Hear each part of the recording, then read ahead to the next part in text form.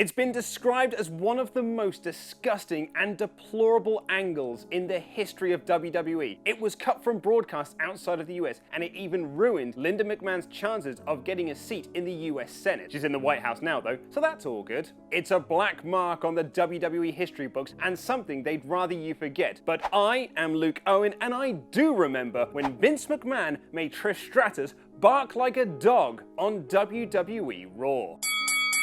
Trish Stratus was a rising star in the WWF. She was a former fitness model and lifelong wrestling fan with incredible looks and a thirst to soak up and learn as much as possible. Unlike many other models that had come in before her, Trish wanted to be in the ring. She wanted to get involved in proper storylines, take bumps, and be a champion. Within her first few months as an on-screen character, managing the forgettable team of Test and Albert, get it? TNA. No, not that one. She had taken a top rope powerbomb from Bubba Ray Dudley through a table. However, it was an angle she did with Vince McMahon early in 2001 that is one of her most memorable for all the wrong reasons. The relationship between Vince and Trish began shortly after Linda McMahon was, in storyline, institutionalized following Mac Daddy asking his wife for a divorce in December the previous year. Vince had decided that someone as handsome and virile as him shouldn't be shacked up with a faithful and understanding wife and should instead be betwixt the sheets of someone the same age as his daughter. Enter Trish Stratus, who would then go into a feud with Stephanie McMahon, who did not agree with Vince's actions. You know, what with him making her mother comatose and all.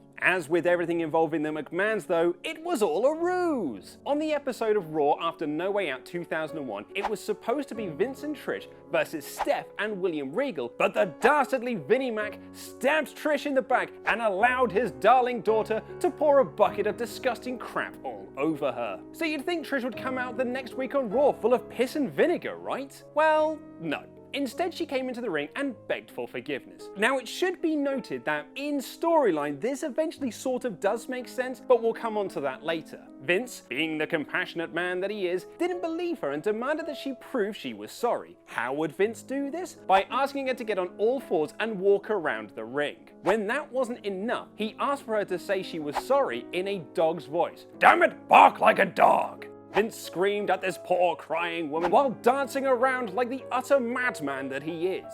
Not happy with her simply parading around the ring, auditioning for Scooby-Doo and the WrestleMania mystery, Vince then asked Trish to take off all her clothes. Now, while this is incredibly uncomfortable to watch and talk about, it is notable as Paul Heyman, on his first night as color commentator replacing Jerry Lawler, got into hot water by screaming, "Hey mom, I came to Washington DC and I'm gonna get to see Bush." What made this segment worse is that it elicited the wrong reaction from the crowd, but I can't see how any of the writers thought it would go any other way. The idea was that the audience would boo Vince for degrading Trish, but instead they cheered him like a conquering hero because he was getting one of the hottest women on the roster to strip naked in front of them. Yeah, I can see why the predominantly 18 to 34 Attitude Era male demographic in the audience didn't boo that. The crowd did boo eventually, when Vince forgave her and put his coat round her. Ooh, the bloody big heel. WWE was already in trouble with advertisers for pushing the boundaries of TV-14, and they had soured a potentially massive deal with Channel 4 in the UK, who were airing certain pay-per-views for free live. After the first couple of shows, however, they aired them on a huge tape delay and were heavily edited. On Sky Sports here in the UK, where Raw aired on a tape delay, the segment was cut from the broadcast. Although Vince would brag about the footage and show it again on SmackDown and the following Raw, none of it was shown on Sky Sports. This is only one of 2 times Sky cut footage from WWE, the other being allusions to London's 7/7 bombings. At WrestleMania X7, during the street fight between Vince and Shane, Trish turned on Vince by slapping him, and a not actually comatose Linda got up from her wheelchair and kicked the boss square in the grapefruit. So, as alluded to earlier, Trish allowing herself to be humiliated was all part of a plan to gain Vince's trust again. It makes total sense. Sort of, but not really. Despite it being a very controversial angle, Trish wasn't too upset with it, saying in a 2010 interview, "People think I must have felt humiliated. Are you kidding? Look at the result. I was simply an actress doing a part which allowed me to show emotion. That's a good thing."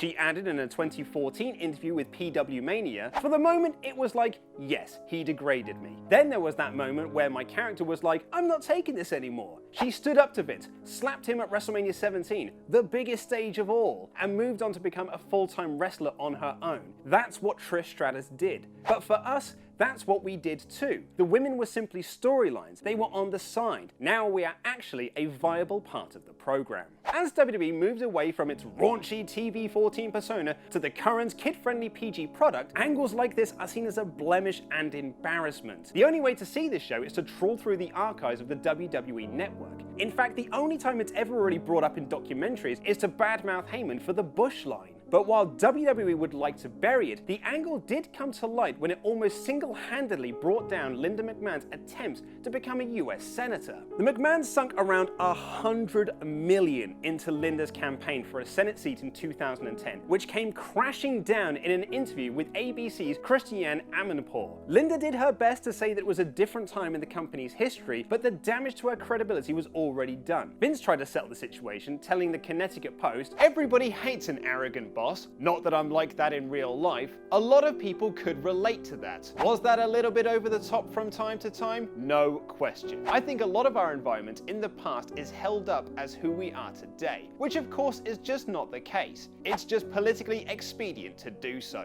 The story spread like wildfire across other media platforms, but hilariously they only showed the footage that ABC did, which was Trish barking like a dog. They didn't show or talk about Vince verbally abusing her or making her take her clothes off in front of a live audience. MSNBC's Mika Brzezinski shamed the McMahons for putting such filth on TV, going so far as to call wrestling simulated rape in the boxing ring. And her co-host Joe Scarborough was disgusted because this is how the McMahons put themselves on the map. Linda would lose the election by almost 200,000 votes. What is the real reason Brock Lesnar left WWE in 2004? And remember when The Undertaker was both the American Badass and the Lord of Darkness? Find out WWE's forgotten gimmick by clicking the videos to the left. Press subscribe and support WrestleTalk on Patreon. I have been Luke Owen, and that was Remembering.